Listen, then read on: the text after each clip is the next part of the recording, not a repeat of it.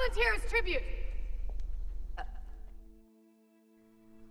When Suzanne Collins' Hunger Games was released in theaters, it became an immediate box office hit, both locally and internationally. The original book series already had a significant fan base, and it wasn't long before the movie franchise was compared with the likes of Harry Potter, the Divergent trilogy, and other young adult series. Yet beneath all the blood-pumping action and complicated love triangles, the underlying messages are really Collins' critiques of humanity. One of the recurring themes throughout the films is media technology and the use of media.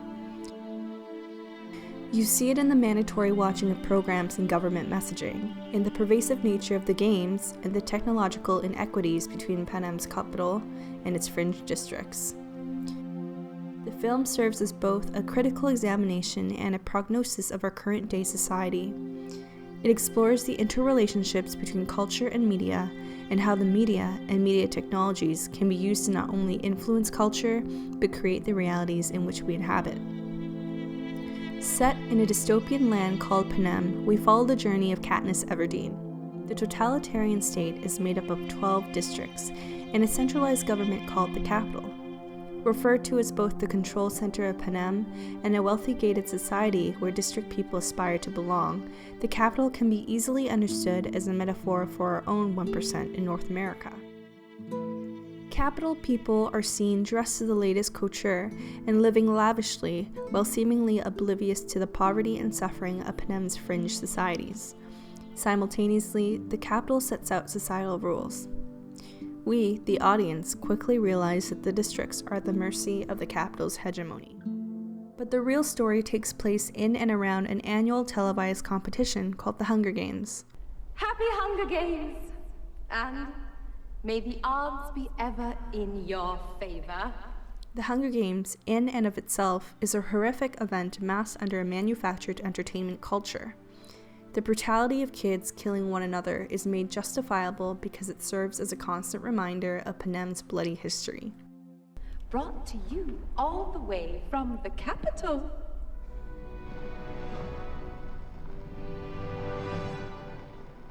If you're like me, you'll wonder why the districts aren't angered by the show of violence, and what is essentially a death sentence for any child who's picked. The answer lies in how the capital frames and perpetuates its messages. 13 districts rebelled against the country that fed them, loved them, protected them. Brother turned on brother until nothing remained. During the reaping, where the children are supposedly randomly selected, the districts are reminded by government propaganda of the game's necessity. The capital does two things. First, it reminds the district of war, suffering, and poverty, jogging memories with the imagery of what happened the last time the districts tried to revolt.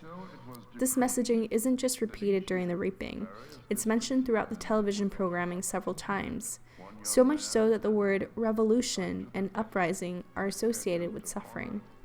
In any given situation, we as people try and make sense of the world around us. We ask questions like, what's going on? And from these questions, we seek and employ information from what's given to us and what is already there in our memories. I just love that. We employ and activate what is considered pre-existing frameworks, which help us to organize our thoughts. And for Katniss and the rest of the district, the use of these words, an imagery of war and suffering, activates frames that help to reposition their sense of reality, which further oppresses their population. Goffman states that people can bring in different perspectives, ideas, and thus new views of the same reality. These views are negotiated and agreed upon, though confirmation of a single reality is through the use of frames. The uniformity of the districts, the fact that everyone in each district has the same role, works the same job, and specializes in one type of production, ensures that there is an agreement in the frames employed. This makes it easy to control the narrative, to create a false reality that residents of Panem undoubtedly follow. That narrative is that the capital is in absolute control, and there's nothing you can do about it. We could do it, you know. Take off, live in the woods, it's what we do anyway. They'd catch us. Well, maybe not. Cut out our tongues, or worse, we wouldn't make it 5 miles. The capital employs what's called substantive framing that is often used in our current everyday politics. The framing defines something as problematic, identifies the cause, conveys some kind of moral judgment, and proposes a kind of solution. The districts and their previous uprisings were seen as the problem. These uprisings are condemned as morally wrong and identified as the root cause of suffering. The capital employs terms and images highly salient in district culture, like poverty and hunger. These words and imagery are emotionally charged because of the residents' familiarity with them, creating a greater potential for influence. Yet, the capital's absolute dominance over every aspect of Panem is cleverly managed by introducing the illusion of individuality. The districts are reminded of the horrors of the war, but are also reminded of the generosity of the capital. What is really striking here is the power of the prize. President Snow knows that fear can only do so much to suppress the masses. His understanding of this is why there's a winner. Instead of only inciting fear, the capital incites hope by directing attention towards the immediate potential for food and fame if their district were to win the games. Why do we have a winner? I mean, if we just wanted to intimidate the districts, why not round up 24 of them at random and execute them all at once? It'd be a lot faster. Hope. Hope. Hope. It is the only thing stronger than fear. Emulating our own reality television shows, fiction is disguised as fact, as the televised game feeds the audience a sense of voyeuristic thrill. While reality television is mostly unscripted, it is still heavily edited to create narratives that reaffirm prevailing beliefs. But Collins isn't just criticizing our love for reality TV. The Hunger Games is a criticism of our current media culture, something that Adorno and Horkheimer called the culture industry. We have succumbed to a mass culture, one that no longer celebrates the individuality and enlightenment it used to. Instead, what results is a carefully crafted culture that feeds back into the economy and industries in power. There is no real autonomy in art anymore. It is formulaic, commodified, and no different than the games the capital creates to control the district masses. Rather, the character journey, the romantic developments, and the seemingly random winner are all manifestations of pseudo-individuality. The Hunger Games tells us that there's enough variation in the programming. In this case, the differences in the winner to satisfy the masses. But in actuality, every program is the same with just slight variations to keep us entertained. The winning of the games provides hope and takes precedence over the fight for freedom. This is also the reason why the game masters wouldn't let Katniss and Peeta commit a double suicide. They needed a winner, and not having one would disrupt the entire logic behind the games. Stop! Stop! Ladies and gentlemen, may I present the winners of the 74th Annual Hunger Games.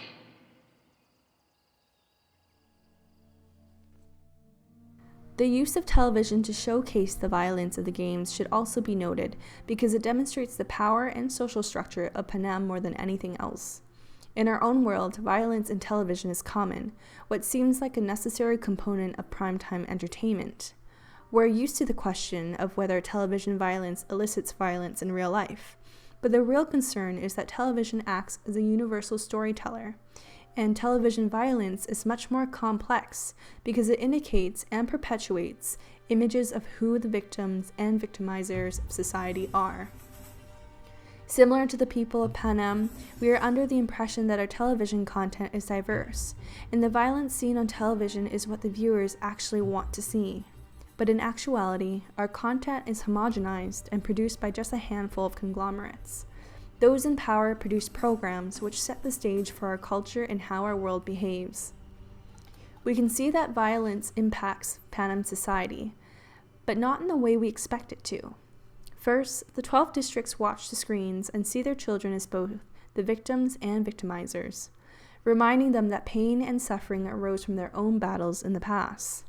Second, the pervasiveness of watching children pitted against one another erodes the humanness of district residents, and the capital's humanity towards them. Contestants are nothing more than a mix of statistics. This does two things. It encourages Capitol Guard's ill treatment of district residents, and it diminishes the residents' sense of power. Television programming is then imbued with a monopoly of political expression and a reflection of how society is organized. So what does this mean for both Panem and our world? George Gerbner coined the term mean world syndrome, which refers to the phenomenon where violent mass media can make viewers believe the world is more dangerous than it actually is. Groups that are underrepresented and over-victimized are more likely to be more paranoid, apprehensive, and alienated. They can act out and become violent, but they're also susceptible to hardline postures and are more willing to accept repressive measures if it means elevating their own anxieties. At any time, the 12 districts can rebel, but they perceive the world to be much harsher than it is, and the capital's control as absolute, so they do nothing and continue to follow the narrative. Yet arguably the most powerful factor in the subjugation of Panem residents might not even be the games, but rather the medium or technology used to broadcast it. As an homage to the famous phrase coined by Marshall McLuhan, "The medium is the message," we have to recognize that Panem's success with the Hunger Games might have less to do with the content of the games and more to do with how the Capitol used technology to create the environment. The influence and impact of the media on social affairs is perhaps greater than the actual message itself, and acts to shape the world we live in. In the case of Panem, the television is a medium capable of delivering the same controlled information to a large body of people at the same time. Despite the technology and power imbalance between the capital and the districts, district residents are still supplied with TVs in their homes, as well as large screens in public squares and their workplaces. This ensures that the mass media reaches everyone. The nature of this technology is twofold. The residents of Panem only receive one-way information and acts as passive receivers. Dialogue is not two-way, and the receiver never has a voice of their own. Individuality is curbed. The second is that it creates an immediate shared understanding across those who receive the information. It's powerful in helping to shape the realities of the residents. While this worked well for Panem when they were in complete control, we see that it backfires when Katniss unknowingly shares a symbol of defiance.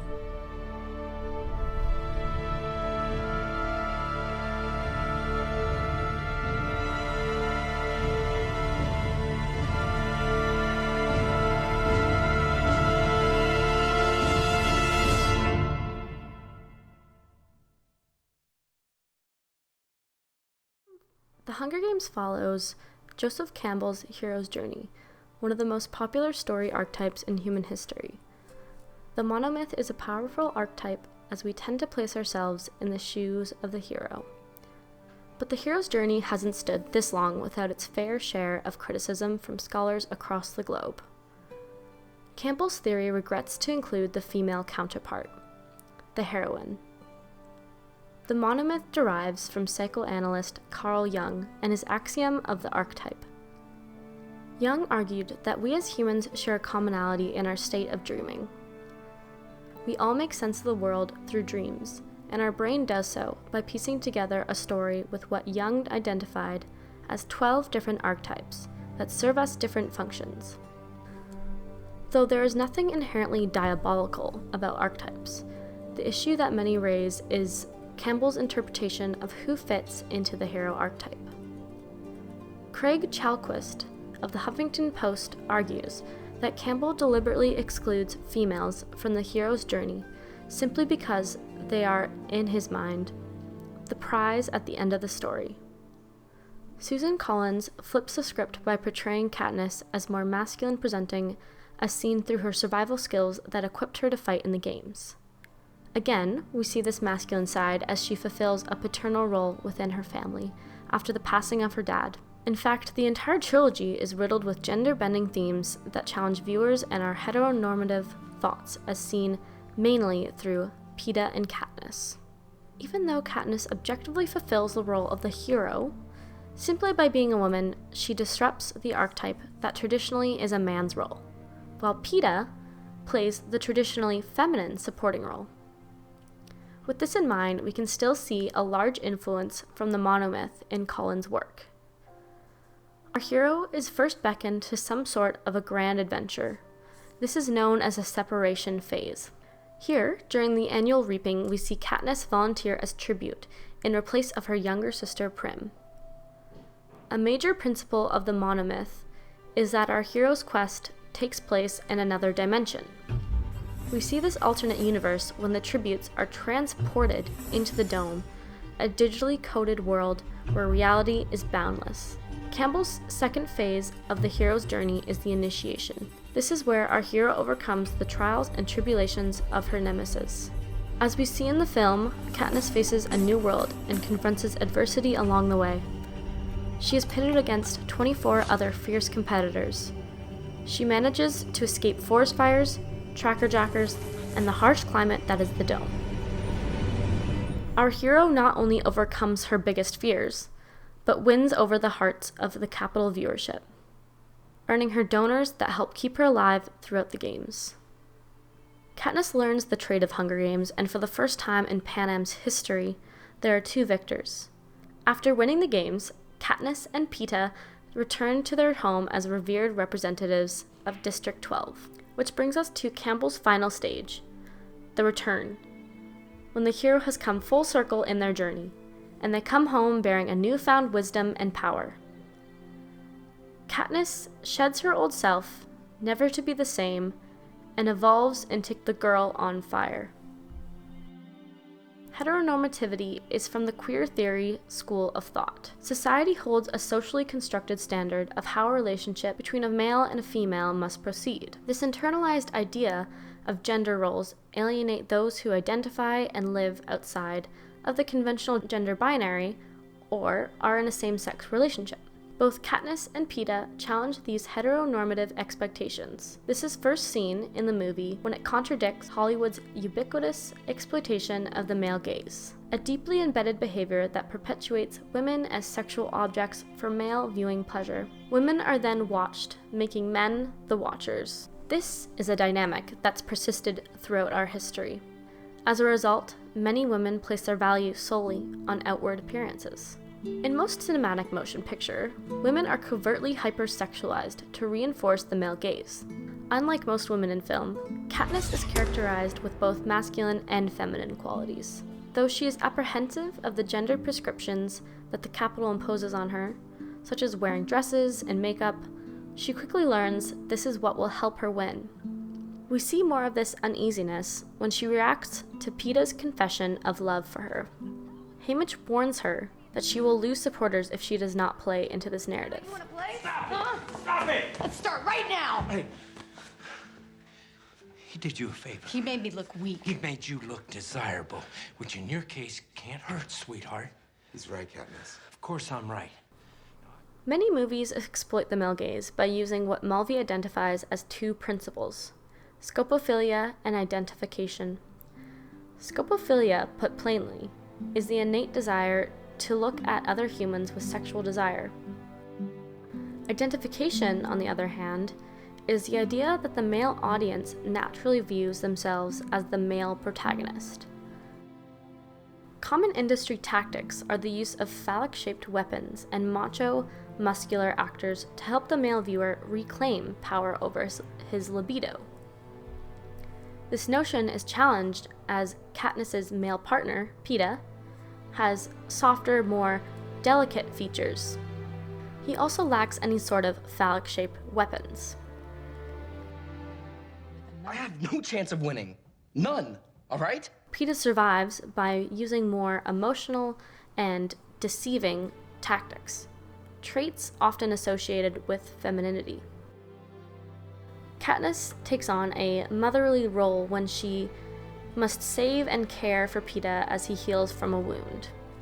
Again, we also see Peeta looking weak and expressing our socially constructed notions of femininity, whereas Katniss is presenting more traditionally masculine traits, such as hunting for food and bravely rescuing what is often referred to as the damsel in distress, or in this case, Peeta.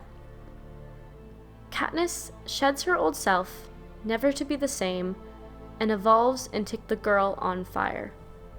Again, this all challenges the male gaze, as the story is not written for the male viewer in mind. Challenging the heteronormativity that pervades our society is what gives Hunger Games its edge. Ladies and gentlemen, the star-crossed lovers from District 12, this year's victors of the 74th Annual Hunger Games!